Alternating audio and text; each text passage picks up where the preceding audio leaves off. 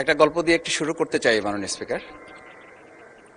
ছোট্ট গল্পটি হচ্ছে, রাজা তার উজিরকে বলে দিয়েছিল সকাল থেকে এটা কাজ করবা, এই কাজগুলো করবা। উজির বলেছিল যে আমাকে যে কাজগুলো বলেন কোনটা কখন গুরুত্বপূর্ণ কোনটা ছুটে যায় তার চেয়ে আপনি আমাকে একটা তালিকা করে দিলে ভালো হয়। একটা তালিকাও করে দিয়েছিল। তালিকা দেখে দেখে সে কাজ শুরুই করেছিল। হঠাৎ করে রাজার মনে হলো সে একবার শিকারে যাবে। ঘোড়ার পেটে উঠে যখন রেকাবে পা ঢুকিয়েছে, রেকাবে পা ঢুকালে পা আটকে গিয়েছিল। পাটা যখন ছুটাতে পারছিল না তখন সে উজিরকে বারবার ডাকছিল, আমার পাটা এখান থেকে বের করে দাও। পাটা বের করতে যাচ্ছিল না উজির, কারণ উজির বারবার খুঁজছিল যে তালিকাটা করে দেওয়া হয়েছিল সেই তালিকার মধ্যে পা আটকে গেলে ওটা বের করে দেওয়ার বিধান ওখানে আছে কিনা। শেষ পর্যন্ত রাজার পা আর ওখান থেকে বের করা যায় নাই এবং রাজাকে মুক্ত করা সম্ভব হয় নাই বলে আমরা গল্পে জেনেছি। ঠিক আমার কাছে আজকে সংসদ এরকম একটা গল্পের মতো মনে হয়।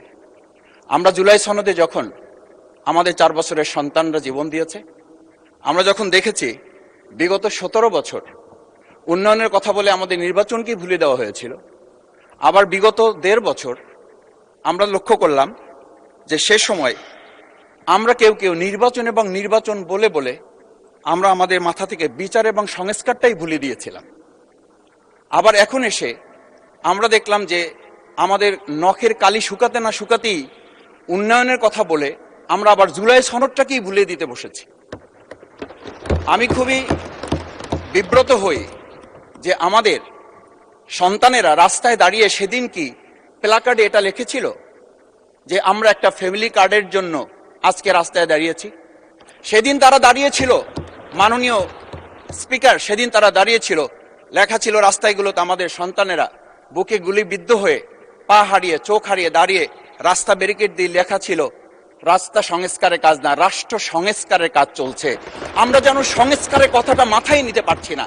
আমরা সংস্কারের পরিবর্তে এখন আমরা সংশোধনের দিকে যাচ্ছি। আমরা তো এই সংশোধনীর জন্য আমাদের ছেলেরা, আমাদের তরুণ যুবকরা, আমাদের জনতারা কাজ করে নাই। আমি একটা কথা পরিষ্কার বলি, অ্যামেন্ডমেন্টের জন্য তো শেখ হাসিনাও সেদিন অফার করেছিল 24 ঘন্টা দরজা খোলা আছে, তোমরা সংশোধনের জন্য আসো। সেদিন এই ছাত্র জনতা সংশোধন মেনে নেয়নি, তারা সংস্কারের জন্য কথা বলতে চেয়েছিল। আজকে আমরা সংস্কারটা মাথায় নিতে পারছি না কেন? মাননীয় স্পিকার, আমি আর একটা কথা আপনাকে একটু স্মরণ করানোর জন্য বলছি।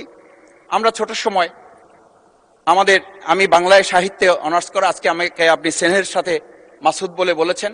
আমার সংসদের নাম শফিকুল ইসলাম। এই মাসুদ নামটা যারা একেবারে খুব আমাকে স্নেহ করেন, আদর করেন, তারাই ডাকেন। আমি বাংলার সাথে আমাদের রাষ্ট্রবিজ্ঞানের ছিল, রাষ্ট্রবিজ্ঞানে আমরা ছোট একটা বাক্য পড়েছিলাম, নেসেসিটি নোস নো লস। আমরা এই নেসেসিটিটাকে আজকে একটা সংবিধানের ধারাবাহিকের মধ্যে আমরা আটকে ফেলেছি।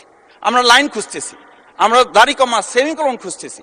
আমরা আজকে পরিষ্কার একটা কথা বুঝি যে আমাদের এই সংস্কারের প্রয়োজনটা এই কারণে দরকার হয়েছে, এই প্রস্তাবটা এজন্য উত্থিত হয়েছে যে এটা 30 কার্য দিবসের মধ্যে যেখানে করার কথা ছিল সেখানে আমরা খাল খননে গুরুত্ব দিলাম, ফ্যামিলি কার্ডে গুরুত্ব দিলাম, কৃষি কার্ডে গুরুত্ব দিলাম, আমরা আরো অনেক কাজে গুরুত্ব দিলাম। অথচ যেটার জন্য আজকে নির্বাচন করে আমরা এখানে নিজেরা কথা বলার সুযোগ পেলাম, সেই সংস্কার আমরা নজর দিতে পারলাম না কেন? মাননীয় স্পিকার, আমি আর দুটো কথা বলি।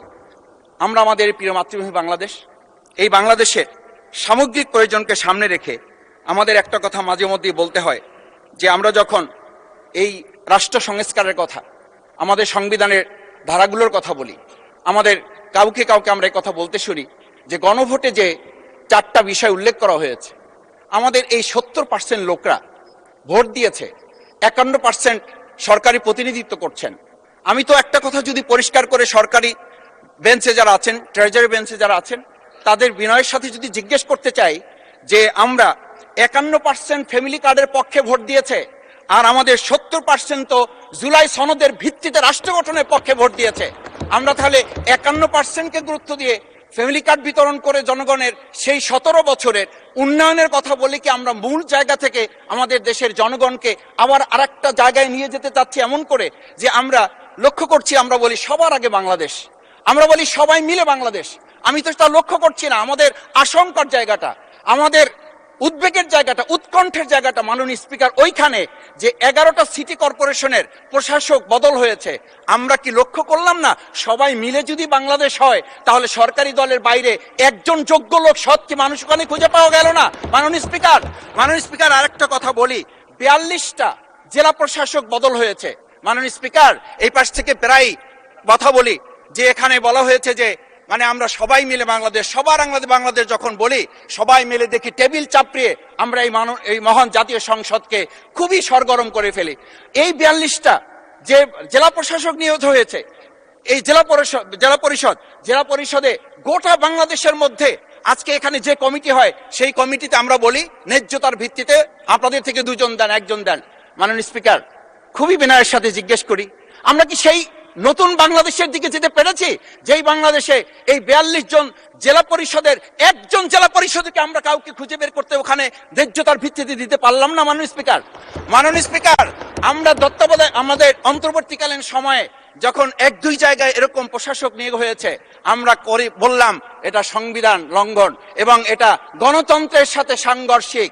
আজকে গণতন্ত্রের নির্বাচনের ভিত্তিতে আমরা যখন একটা সরকার পেলাম, সেই সরকারে স্থানীয় নির্বাচনের দিকে না গিয়ে যেখানে সরকারের প্রশাসক ছিল তাদেরকে তড়িঘড়ি করে বদল করে বিশ্ববিদ্যালয় গেলে থেকে শুরু করে নিজ দলীয় লোক গ্রহণ করে, আমরা কি এটা বলতে পারি যে সবাই মিলে বাংলাদেশ এবং সবার আগে বাংলাদেশ আসলে এটা আমাদের দেশে আসছে?